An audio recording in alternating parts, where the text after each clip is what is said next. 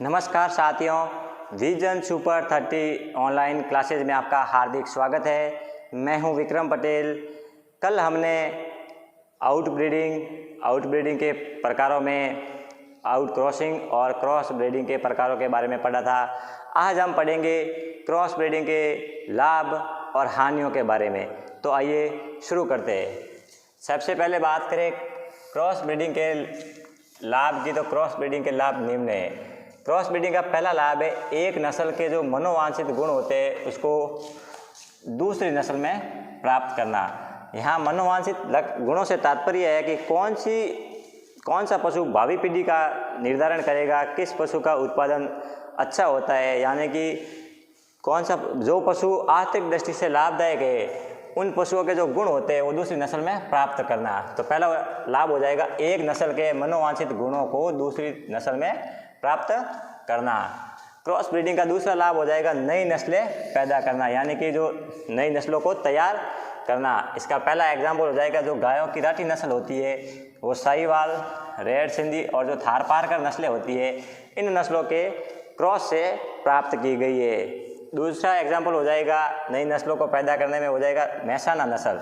जो भैंसों की जो मेहसाना नस्ल होती है वो मुर्रा और सूरती जो नस्लें होती है उन नस्लों के क्रॉस से प्राप्त की गई है।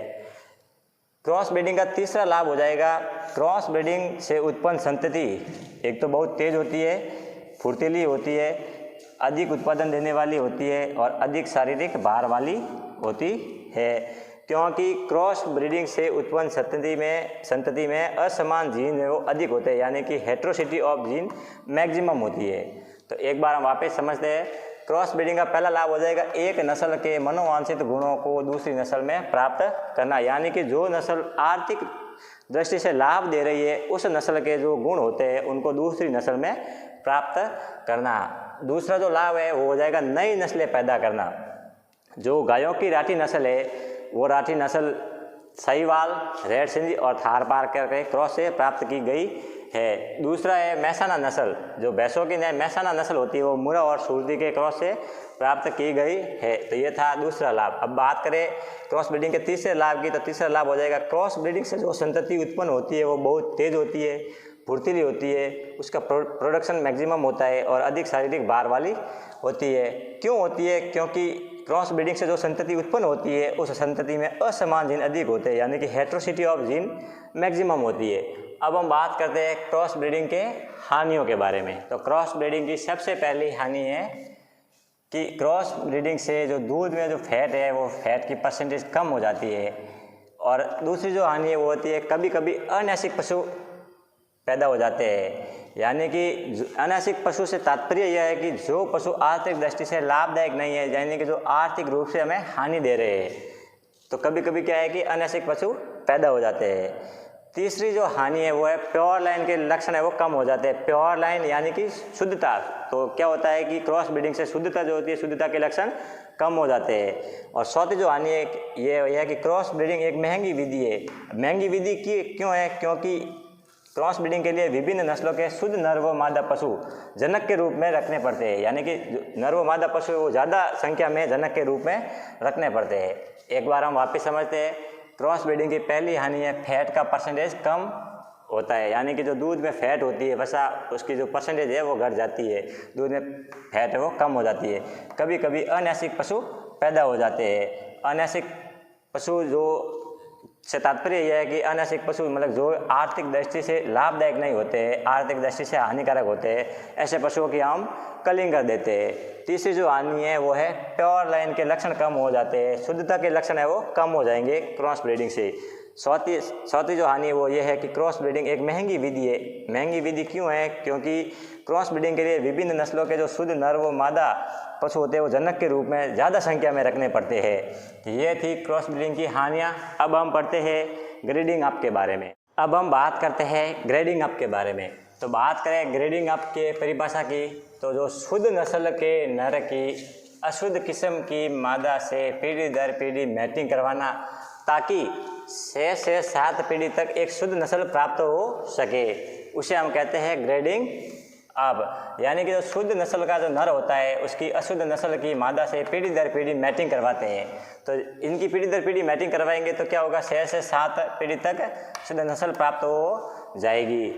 अब बात करें ग्रीडिंग अप के लाभ के बारे में, तो इसका पहला लाभ है 6 से 7 पीढ़ी तक एक शुद्ध नस्ल प्राप्त हो जाती है।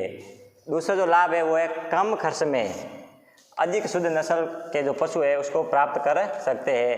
अतः यह एक सबसे सरल व सस्ता साधन है। अगर बात करें तो इसके तीसरे लाभ के, तो सांड होता है, सांड के प्रोडक्शन वैल्यू का पता लगा सकते हैं, यानी कि सांड के प्रोडक्शन वैल्यू को हम आइडेंटिफाई कर सकते हैं। चौथा जो लाभ है वो है अशुद्ध पशु की अधिकता वाले क्षेत्र में पशुधन सुधार हेतु ग्रेडिंग अप एक सर्वोत्तम विधि है। यानी कि जिस क्षेत्र में अशुद्ध पशुओं की संख्या ज़्यादा है वहाँ पे पशुधन सुधार है तो ग्रेडिंग अप एक सबसे अच्छा साधन है या सर्वोत्तम विधि है। अब बात करें ग्रेडिंग अप के हानियों के बारे में, तो ग्रेडिंग अप से उत्पन्न संतान वातावरण के अनुसार भिन्न भिन्न हो सकती हैं। इस ग्रेडिंग अप से जो शुद्ध नस्ल प्राप्त होती है वो शुद्ध नस्ल प्रजनन और रोगों की दृष्टि से अच्छी नहीं होती है। और जो तीसरा जो इसकी हानि वो है खराब जीन अप्रभावी अवस्था में संतति में पहुंचते हैं। यानी कि ग्रेडिंग अप से जो खराब जीन होते हैं, हानिकारक जीन होते हैं, वो अप्रभावी यानी कि रिसेसिव अवस्था में संतति में पहुंचते हैं। तो एक बार हम वापस समझते हैं ग्रेडिंग अप की परिभाषा। शुद्ध नस्ल के नर की अशुद्ध नस्ल की मादा से पीढ़ी दर पीढ़ी मैटिंग करवाते हैं तो 6 से 7 पीढ़ी तक शुद्ध नस्ल प्राप्त हो जाती है, उसे हम कहते हैं ग्रेडिंग अप। लाभ, इससे क्या लाभ होगा, पहला लाभ होगा 6 से 7 पीढ़ी तक शुद्ध नस्ल प्राप्त हो जाती है। दूसरा जो लाभ हो जाएगा कम खर्च में अधिक शुद्ध नस्ल के पशु प्राप्त कर सकते हैं। अतः यह सबसे सस्ता व सरल साधन है। सांड के प्रोडक्शन वैल्यू को हम आइडेंटिफाई कर सकते हैं, यानी कि ग्रेडिंग अप से हम सांड की प्रोडक्शन वैल्यू यानी कि उत्पादन जो क्षमता कितनी है उसका पता लगा सकते हैं। चौथा हो जाएगा जो अशुद्ध पशु की अधिकता वाले क्षेत्र में पशुधन सुधार है तो ग्रेडिंग अप एक सर्वोत्तम विधि है। और इसकी हानियाँ हो जाएगी, पहली हानि है कि ग्रेडिंग अप से जो संतानें उत्पन्न होती है वो वातावरण के अनुसार भिन्न भिन्न हो सकती है। दूसरी जो हो जाएगी कि ग्रेडिंग अप से जो नस्ल प्राप्त हो रही है, जो शुद्ध नस्ल प्राप्त हो रही है वो रोगों और प्रजनन की दृष्टि से अच्छी नहीं होती है। ग्रेडिंग अप से जो खराब जीन है वो अप्रभावी अवस्था यानी कि रिसेसिव अवस्था में संतति में पहुँचते हैं। तो आशा करते हैं आपको आज का ये टॉपिक बहुत ही अच्छे तरीके से समझ में आया होगा। धन्यवाद।